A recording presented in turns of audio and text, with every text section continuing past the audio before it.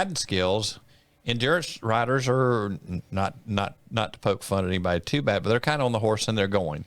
They're not asking the horse to lift. They're not asking the horse anything but keep it under control and go. They're not asking for any particular, the horse just goes. You're just asking the horse to be a horse. Horse to be a horse and take off and go.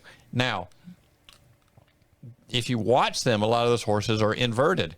But if horses should always be collected. Well, being collected takes a lot of energy, and to go that distance, that eats up a lot of energy.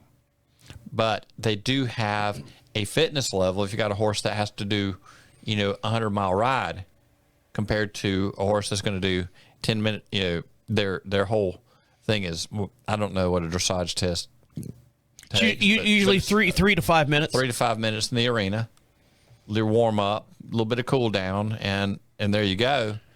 Versus a cross country horse, a horse that's going to go to the Land Rover or to wherever, and they might gallop for however many miles over fences, over terrain, and everything else. It's a very different deal between disciplines. You ever seen like training camp for football players and stuff? You've seen them, and they're out there and they're running their drills and they're doing it, and running through the tires, tripping over the tires, falling in the tires, lifting weights and pushing things and stuff. Right. And then you look at them and they're like, "Oh, wow, that's a really, really good workout."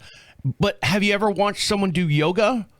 And at the end of the yoga, they're completely like as exhausted as those are working on the football field, right? Because it's that controlling and maintaining your strength core and the movement and the balance. It's kind of like what you say, like, the endurance horse will run for however long, and it is just as tiring as a horse that's doing that controlled movement for 3.5 minutes, like a dressage horse. The controlled movement, they are burning up a lot of energy. No doubt about it. Because it takes a lot of energy not to express energy.